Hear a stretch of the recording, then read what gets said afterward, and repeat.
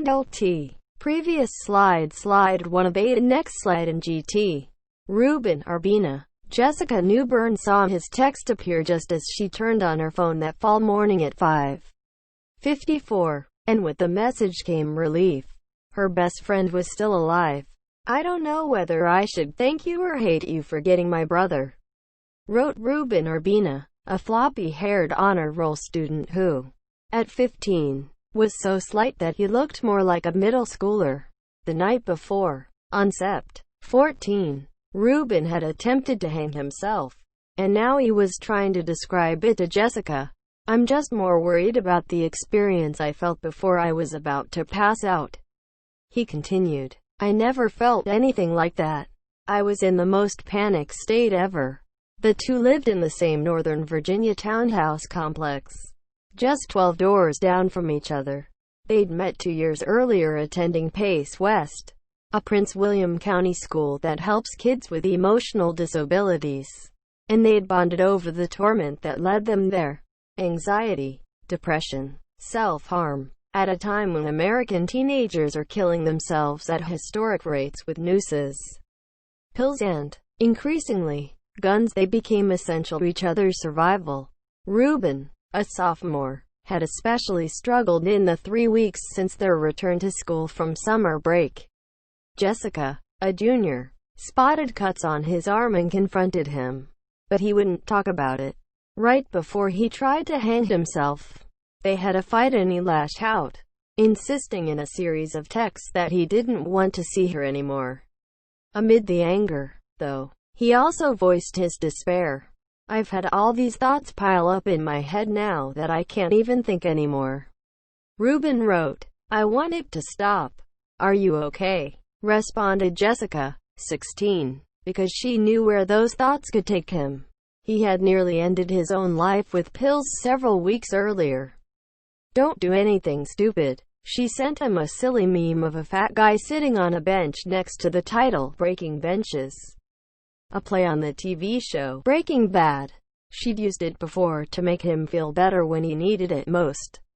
But this time, it didn't work. "I'm just glad I finally have the balls to kill myself," he wrote. "See ya. Yo WTF," she responded, before texting his older brother, Oscar, that Ruben needed help. She messaged Oscar's girlfriend, to stop him, call the cops for endangerment of himself or something. Jessica wrote her, "Just don't let him kill himself."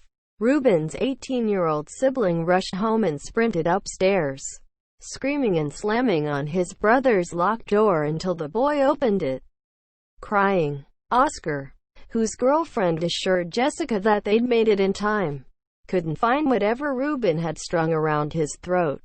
"I'm too scared to experience that again," Ruben texted Jessica the next morning. "What all happened?" she responded as she got ready for school and headed to the bus. "I'm not going to talk about it now." "Okay. Why couldn't you just do nothing about it?" he asked. "Because I'm a human being and I have sympathy." "It doesn't matter," he continued. "I'll try again some other day." She was still mad at him for the hurtful things he'd messaged the night before, and she told him so. "I'm not sure if I should get some serious help or if I should leave it be." He texted, "Get help," she pleaded. "I just have a ed up brain." He apologized. "I don't know how to explain what happened. Can we please talk after school?" wrote Ruben, who had decided to skip that day. "Sure." Her bus pulled up at Pace and she told him goodbye, then turned her phone off. She understood his suffering because Jessica, who, with her father's permission, talked about her relationship with Ruben and shared hundreds of their texts with the Washington Post, had already endured what she hoped was her worst moment. The teen had once spent 3 days in a hospital after slicing open her thighs and swallowing more than 40 Benadryl. But she'd come a long way since then. Proof in her mind that Ruben could, too. "I've gotten better," she would tell him. "You can get better." And Jessica would tell him again that afternoon. She thought, when either of them felt sad or overwhelmed or just bored, the friends would take walks together, often to a favorite spot in the woods of suburban Haymarket. where they'd sit on a bench and stare out across a pond. So, Jessica figured, they'd go on another one of their walks after school, make each other laugh. He'd call her Jess, she'd call him Ruben, and they'd fall back into their version of normal. But at the end of the day, when her bus pulled into their neighborhood, she saw police cars lining the streets. Her father and stepmother were waiting in their SUV. "Daddy, what's going on?" Jessica asked. An officer, he told her, had shot someone at Ruben's home. At first, they thought it was his older brother. But when she called Ruben's phone, he didn't answer. When she texted that she was sorry, he didn't respond. It was then that Jessica noticed the messages he'd sent her earlier, when she'd been at school with her phone turned off. In one, "I'm just some kid who has major depression disorder and severe anxiety who's probably bipolar too." And after that, "Just look at the people that do stupid s like me and don't follow in their footsteps." And finally, "Emotions are only temporary. Don't let it take over you like it did to me." An hour later, Jessica heard something on TV that she didn't want to believe. The news is saying a 15-year-old was shot and killed. She messaged her best friend, "Please don't be you, please."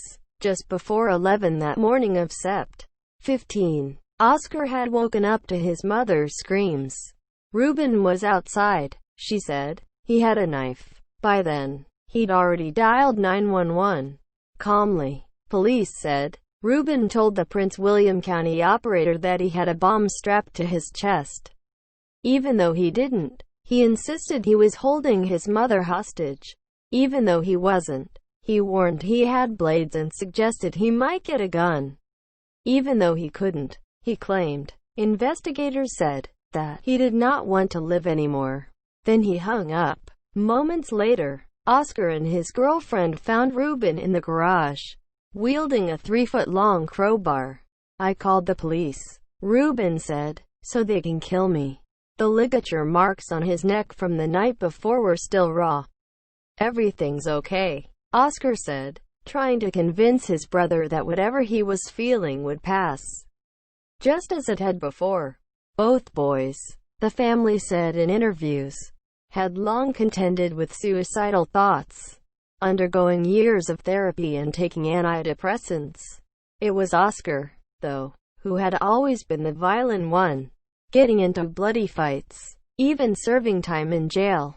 Ruben had once been hospitalized after trying to overdose on Zoloft, but he was never aggressive, intensely shy at times. He liked to skateboard and play video games, study the history of the Soviet Union and read the work of astrophysicist Neil deGrasse Tyson. He made A's and B's. He wanted to become a graphic designer when he grew up. Oscar could see little of that gentle kid in the dark, anguished eyes of the boy standing before him. He considered tackling Ruben, just 5'2" and 120 pounds. But his brother threatened him with the crowbar. "Get away from me," he told Oscar and his girlfriend. Ruben moved outside, in front of their home, just as police drew near. At 10:58 a.m., 2 officers parked down the street, aware of the bomb threat. It was a balmy 75 degrees. But Ruben still wore a heavy gray North Face jacket, making it hard to tell whether he'd concealed something inside. Oscar ran toward the police, trying to intervene, but they told him to back away. Just then, Ruben swung the crowbar at Oscar's girlfriend, striking her on the back. He turned and headed toward the officers, passing an American flag mounted beside the family's front door.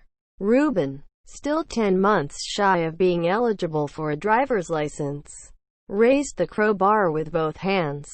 According to police, they said one of the officers ordered him to drop it. He told him to stop.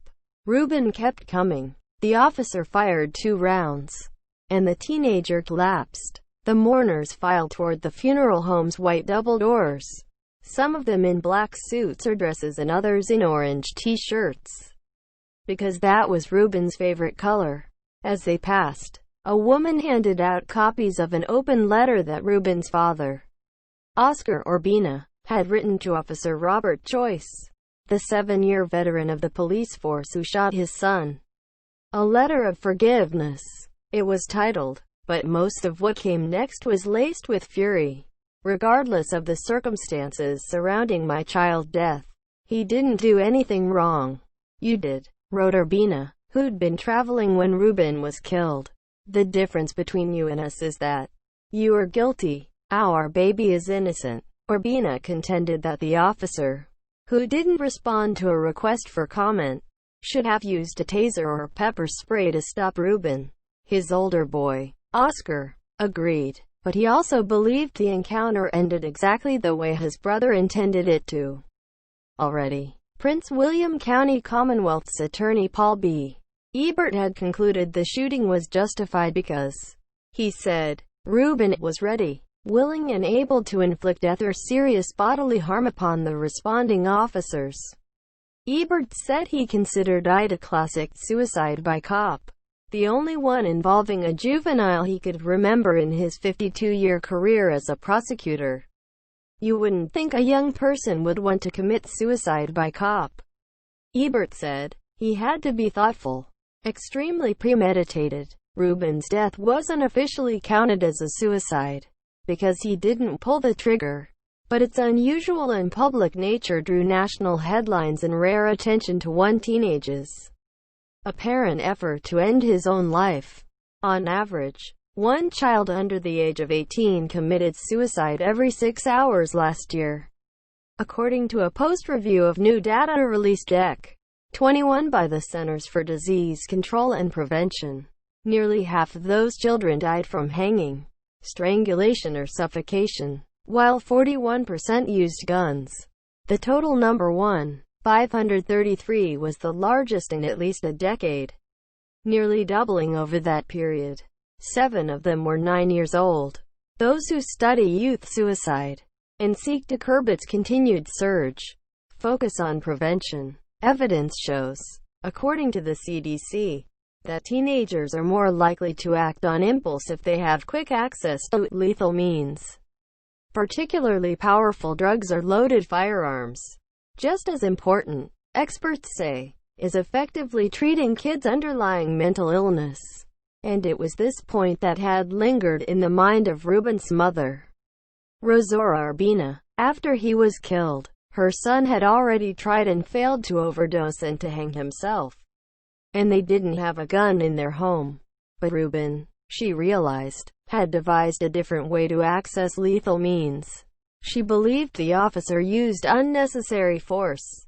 But Rosaura also couldn't grasp what made my beloved Ruben, as she called him in Spanish at the funeral, want to die. Decades ago, she and her husband had both immigrated to this country from Mexico. They'd each come with nothing.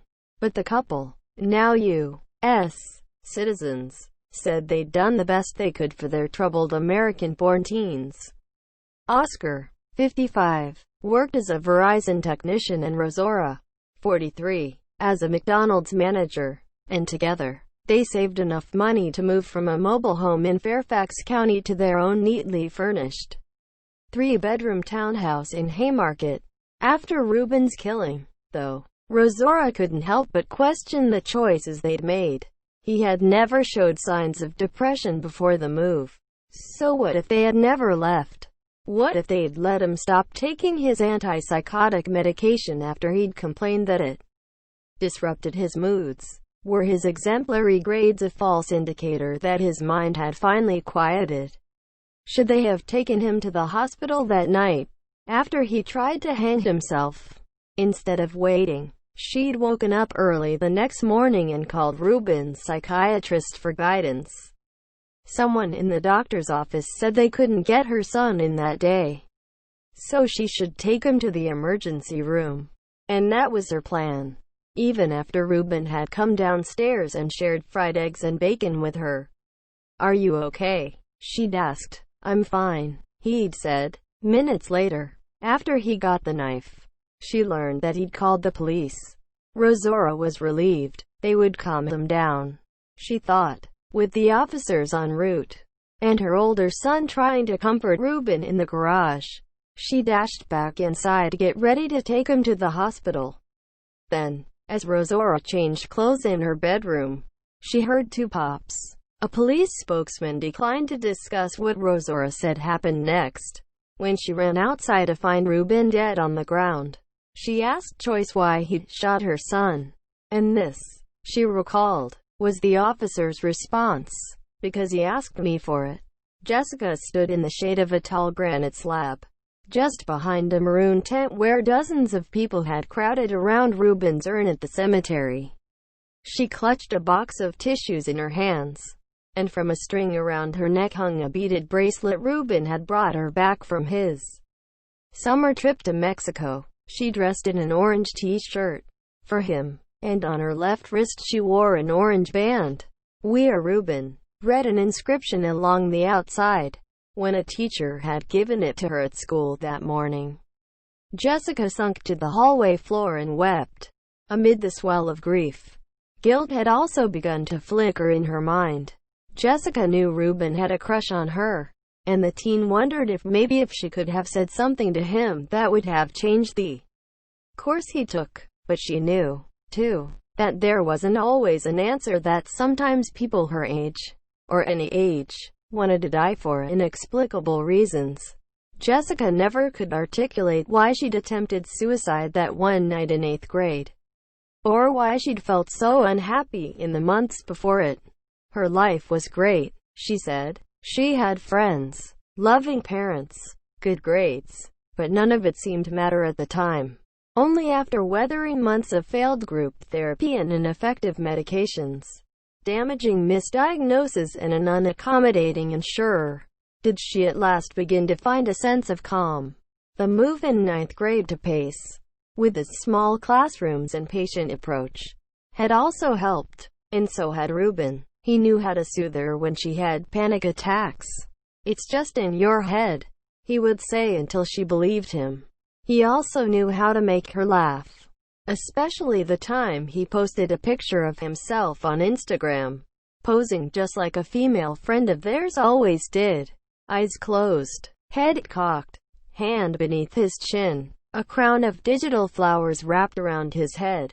He tried, repeatedly, to teach her how to play one of his favorite video games, Call of Duty, so they could enjoy it together.